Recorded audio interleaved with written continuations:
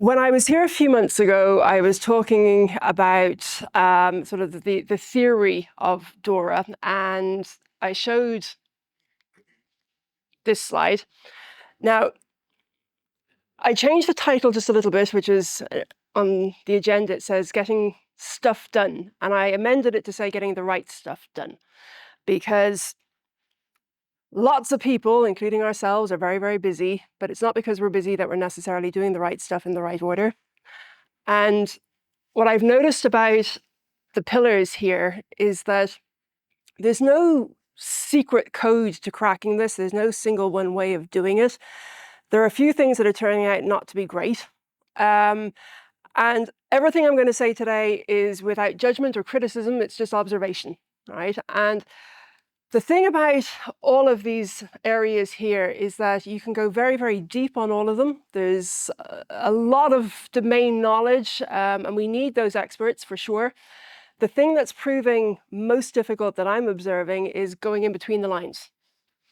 So the risk management sliding into incident reporting and into third-party risk, and crossing those functional lines is necessary, and it's difficult because it requires conversation, it requires relationships, it requires trust, it generates friction, it generates debates, generates lots of politics. And that's what this talk is about. It's not so much about telling you what you should be doing necessarily in incident reporting. We can have another conversation about that, or what you should be doing in terms of your third-party risk. Have a deep conversation about that. It's more about the dynamics that are happening or that need to happen for us to be having any kind of useful conversations about any of this stuff. Now, looking at this, I have my observation, and when I talk about anything that is sort of my observation, my opinion, I'm totally happy to be proven wrong on any of this. I might be, right? But what I am sharing today is the experience of discussions we're having inside IBM across our different brands, across our different areas, because this has an impact on us, on how we show up as a technology partner, and the client conversations that I'm involved in, working groups and things like this. There's a massive amount of activity on all of these areas, from business continuity planning through to how do you do continuous monitoring? What are we going to do about threat-led penetration testing? All of these are necessary. Putting them in place is complicated. Gaining mastery of them is a long-term commitment. And that, I think, is probably my opening message, which is the enforcement date, and I prefer to say enforcement date rather than the compliance date of DORA, is January, 17th of January. It could slip. For now, it's the 17th of January, 2025. But for me, that's just a point in time. And it's not shameful and it's not a secret. Nobody is going to be fully compliant or fully ready in January. If anybody thinks they are, well, please do tell me how. I'd love to hear about how you've cracked it. But the fact that nobody is fully compliant, in actual fact, is not a bad thing, because you're never, ever going to be fully compliant. That's the biggest mindset shift, which is we have to get comfortable with never being done, never, ever being done. And I get very, very concerned when sometimes I talk to clients and they show me that they've done security assessments, and on a maturity scale of 0 to 5, they're 5. So, really? Show me how. How did you do that? Those kind of things aren't helpful, because if we're not being honest about where we're starting from, we're never really going to make honest progress, because all we're going to ever do is window dressing. And there's so much of that going on. So I thought last week I was under pressure to put a deck together for a presentation, and I didn't have a lot of time to spend architecting slides. And I was thinking, okay, I've got this amount of time, what's the best I can get out of it? So 2 hours to prepare a deck. I said, you know what, I'm going to do 6 basic questions around DORA and break it down that way. And it turned out that this was actually very helpful and very impactful. And I thought I was maybe doing a disservice to the audience by going a little bit too basic. But it turns out, and I think this is a message for all of us in our relative domain, we all have expertise and mastery that goes deep on something, and we know more than we think we do. And the things that are obvious to us are not obvious to everyone. and that's probably my biggest takeaway over the last few months on working on this, is being able to talk about this and have a common language and have a common view of who are we in our company. Are we a regulated entity? Where do we sit in the ecosystem? Am I a technology provider? Am I critical? Am I just important? Where do I sit in the supply chain? Who's on either side of me? What happens if I go down? What happens if they go down? We spoke about it. When is DORA coming into enforcement? When are we going to be ready? What are we doing? How are we going about prioritizing the different actions that we need to orchestrate? What if? What if something goes wrong? What if this breaks? What if we're not ready on time? What if the regulators come in and start inspecting us and asking us questions? How confident are we? So getting clarity on these answers is proving very, very challenging because, like I mentioned, it requires lots of different people with lots of different skill sets, with different incentives, different priorities, and a differing view of how important this is. I put out a short video last week about people talking about DORA in the context of GDPR and saying, oh, I wish people would stop scaremongering about DORA. We've seen this before. We've had the Y2K. We've had people telling us how the world was going to implode because of GDPR. And then, you know what? It didn't. The thing is about DORA is that it's not the same as GDPR, stating the obvious. But the thing about DORA is that it reflects the banking supervisor's concern about systemic risk, about the implosion of the financial system and what that would mean in terms of the stability of markets, the stability of the economy. So my expectation is that not being fully compliant is not the worst thing, but not having a story for next year when people come asking you what you're doing and why, that will be a problem. So it's going to be really important to be able to say we've identified what our important business services are. We've identified what's most critical. And here we've identified all of the dependencies on the technology. We know what our supply chain looks like. We know where we're potentially in trouble, at risk. And we've got a plan. You don't have to have the solution, but you have to have a really, really intentional plan and a way of getting there and being honest and realistic about it. Because we're all wobbling. Everybody is finding this hard. There is not a single organization in this ecosystem that is finding this easy, and nobody wants to admit it. It's hard for everyone.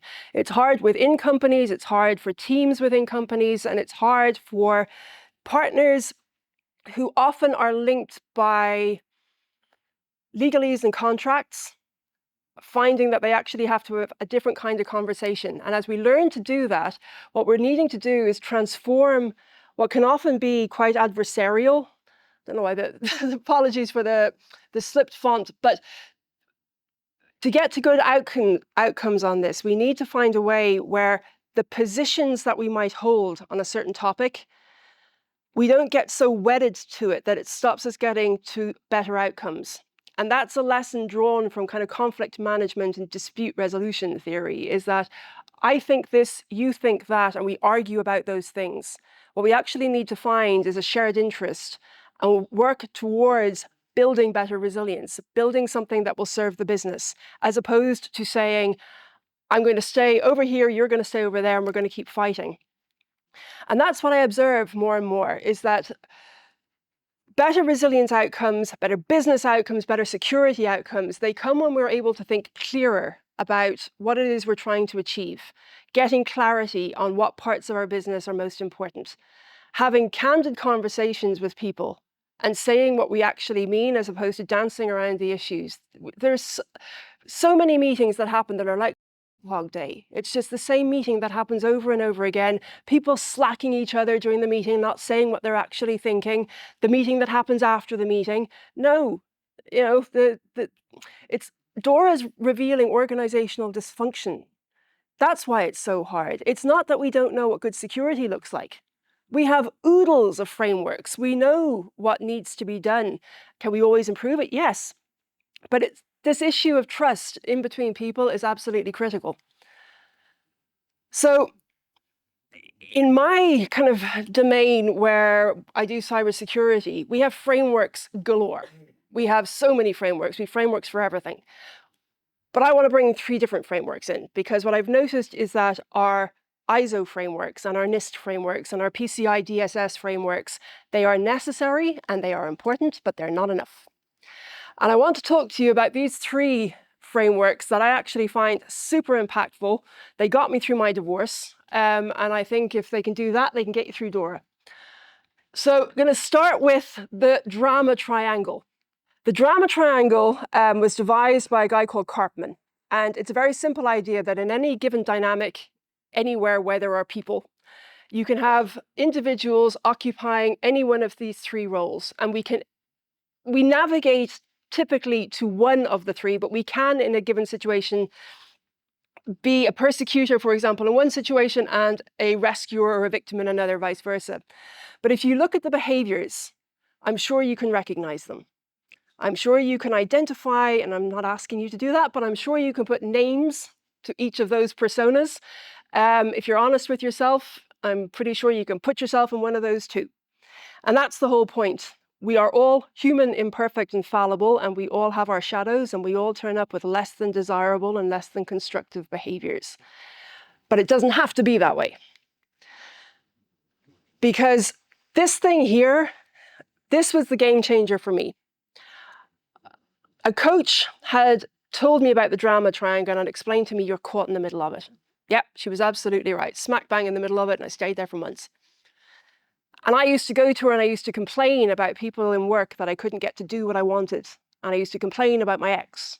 And I used to complain about all these people in my life who just wouldn't be sensible. Yeah, but I couldn't get those people to change their behavior. Can't compel somebody, no matter how much you want them. But what you can always, always do is change your attitude, my attitude. We always have control over that. And it's one of the fundamental things that I think is totally present in the mindset of resilience. And it starts with individuals, goes into teams and into organizations, and then into an ecosystem, which is what's the best we can do with what we've got. And we've always got control over our attitude and our behaviors. So my invitation to you is think of situations that you're in work. Difficult conversations, things that are stalling, where you're butting heads with people and you just can't drive the kind of change you're looking for. You can't have constructive conversation, you just keep arguing. Could you show up in that conversation differently? Instead of making the other person the problem, and they might be totally objectionable, but experiment with that. Run a test and see if you showed up maybe a little bit more candid, maybe a little calmer. Have a look at your body language. Have a look at, are you on camera? What's your vocabulary? And just experiment with borrowing behaviors that may not come naturally to you and see what happens. Surprising. So in the case of my divorce, I used to turn up and be very aggressive, and I wanted to fight, and I wanted him to do exactly what I wanted, and it got me nowhere. And I showed up one day and I asked questions instead of making demands. And I bit my tongue when he went for me a couple of times. But when he saw that I wasn't biting back, his behavior changed. Experiment with it. Experiment, run a few tests and see what happens. Because what I mentioned about it all being a bit wobbly right now, that metaphor of the bike, when we're embarking on something new, it's unsettling. And when we're unsettled as humans, we double down on what we know. And we can get very rigid. We can get very closed. And that's where communication breaks down. So this idea of, at any given moment, where are you? Are you above a line or below the line? It's not a judgment. It's just a question of knowing where you are, having the self-awareness to say, right now, I'm open, I'm curious. I feel like that right now. I'd love to learn from all of you. There are situations where I can feel in my body that I'm contracting, and I can feel that I'm being antagonized, and I can feel that I want to prove a point and I want to be right. That's where communication in meetings breaks down. and you end up butting heads and nothing satisfactory happens. And that's where I'm seeing more and more people getting stuck. So the victim of poor me, or somebody who swoops in and says, you know what, let's just take a breather here, we'll get to that next week. Yeah, okay. But the problem is next week turns into the week after, and then a month, and then January comes, and then we're still no closer to a better outcome. Sometimes we have to have discussions and conflict. Sometimes we have to have those uncomfortable conversations and be brave enough to sit through them and know that we're able to separate the issue from the people and work on the thing, as opposed to, you're a terrible person trying to ruin my life. No, it's not. You don't have to be the persecutor. It's all your fault. There's a better way. And I hate the word empowerment, but I actually can't find a better one. And it's more the concept that's important, is that those roles of victim, rescuer, and persecutor, if we change our behaviors, and it starts with one person, and it could be you, that you change from being the persecutor to the challenger and saying, you're not wrong. It's, have you considered this instead? Or the creator who says, what can I do to help myself? Or the coach who said, how could I help you? Amazingly powerful words, that, how can I help?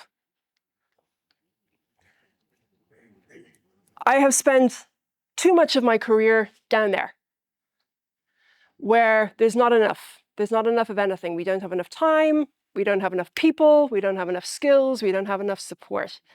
No.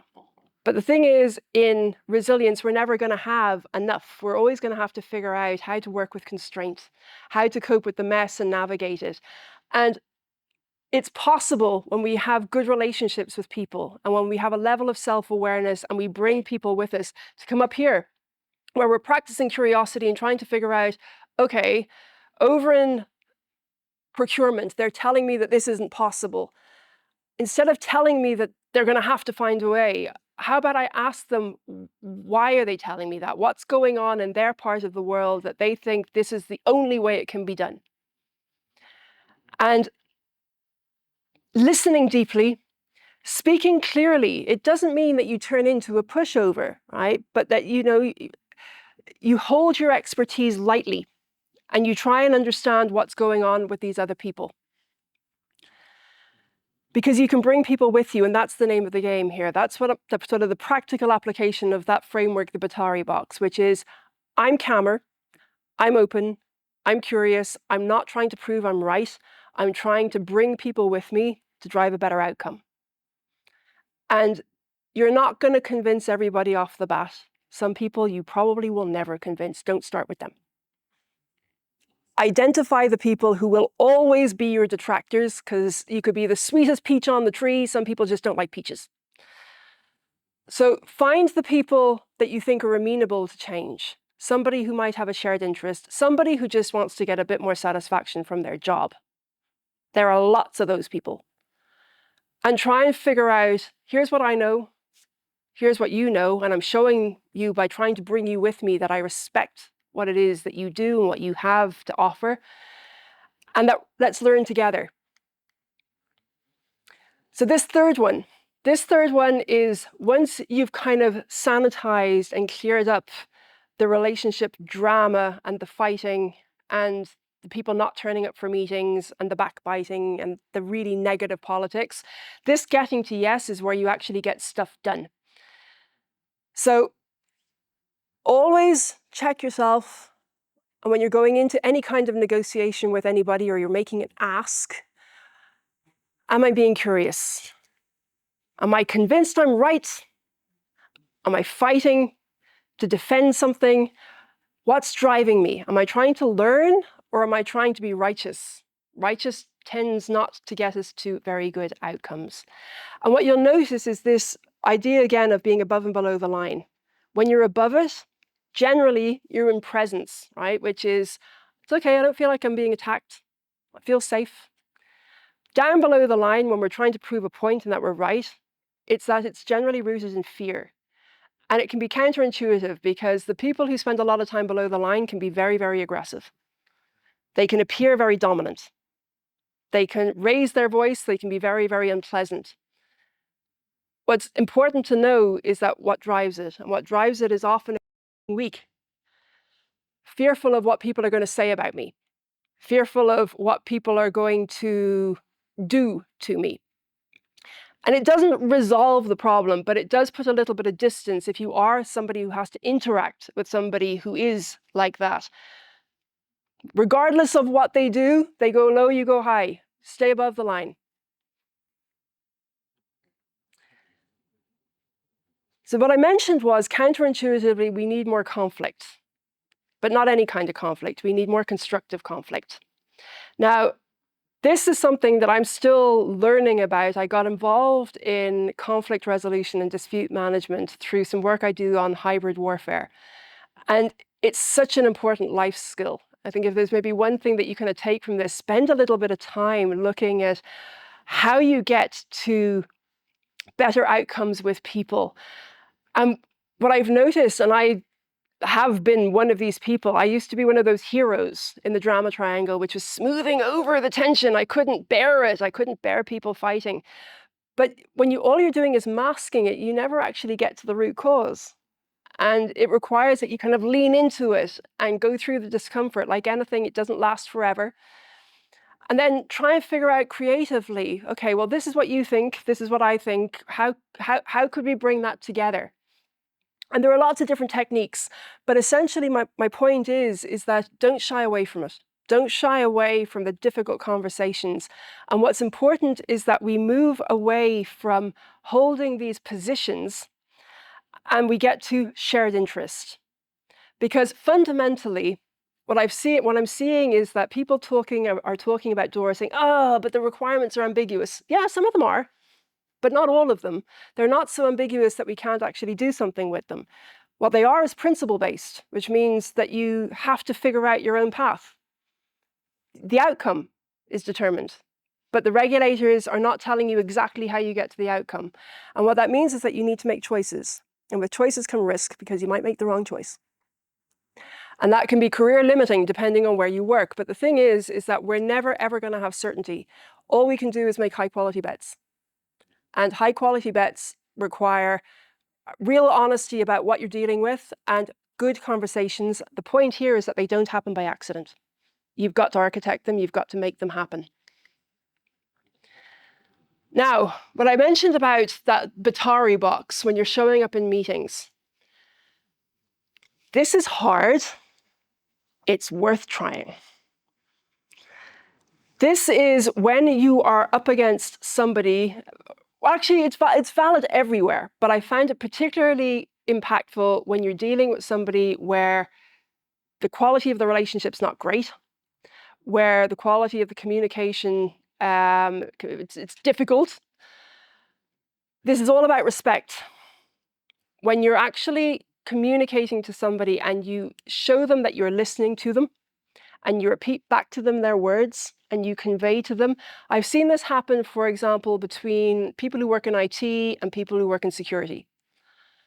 And they often butt heads. They butt heads because they're measured on things that are often contradictory. Their incentives aren't aligned. They just don't see the world in the same way. And I got an architect one day to try this, and I had to buy him a lot of beer to get him to do it, but he did it anyway. And I just said, I want you to show the guy that you have opposite you that you're listening to him, and I want you to play back to him during the conversation what you think he's hearing, what you're hearing him say. Now, two things happened. We kind of did a debrief afterwards. He realized, I don't listen well. God, listening is exhausting. It is. Listening deeply is exhausting. But the other thing was the guy opposite, that conveys respect. And what people want more than anything, and very rarely articulate it, is they want to feel respected. Showing somebody that you're paying attention is the greatest gift of generosity. And in a situation where you're trying to negotiate a contract, where you're trying to get anybody to do anything, including kids, intimate partners, whoever, listening conveys that you are invested in them, you value them, and the respect is at the foundation of trying to actually work with anybody satisfactorily. So that practice of looping for understanding, super important. All of this last part in getting to yes is based on a book that came from the Harvard Negotiation Project. You can either read the book, there are loads of resources on the internet, podcasts, short snippets about how to apply the different principles. There are 7 of them. The ones that I found the most useful are these ones. People, interests, options, and criteria. So people, separate the people from the problems. That's the starting point. It's really easy to say that person over there, that person is the problem. Again, there are difficult people, but more often than not, if you're able to say, no, that person is defending a position represented by a functional area, if we can try and understand why they're doing that, and is there a way from actually shifting from that position to an interest? And that thing of finding something that's unarguable, everything, a shared goal that people are bought into. Saying that we want to make the organization more resilient maybe isn't specific enough. Contributing to a fabric of resilience, and how can we contribute in our different areas to building up a skill set, building up muscle memory, building up a collaboration that allows us to do that. Getting creative with options. And I see this all the time. Somebody will rock up with a set of requirements going, yep, DORA says this. And you'll give that to an engineering team and they'll go, no, we're full. And it can stay like that, and they'll argue and they'll ignore it, and then it'll get escalated, and then there'll be a kind of a prioritization exercise, and then the developers will come back and say, well, do we really have to do it this way? And if you're being a little bit lazy, you might say, yeah, absolutely. But that's where things get stuck and things don't happen. And if you're able to say, well, DORA says we need to be able to do this as an outcome capability. Here's what we currently know how to do. In between the two, there's a space. What would you do? Ask creatively, how would you bridge that gap?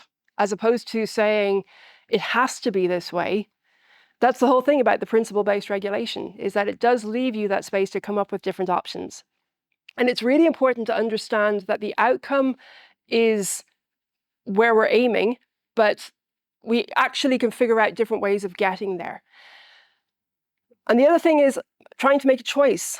Anytime you're trying to evaluate what the options are we going in the right direction? Are we putting the resources where they are the most valuable? If you can, use criteria. Things that are often used is sort of the cost. Are you going to be able to detect things quicker? Are you going to be able to respond quicker? Are you able to actually go beyond somebody's gut instinct, which says, I don't think this will work, I don't like the idea, and try and find a way of evaluating using things that are depersonalized and that don't involve attacking somebody's sort of feeling of self-respect or the status that they might hold in a given organization.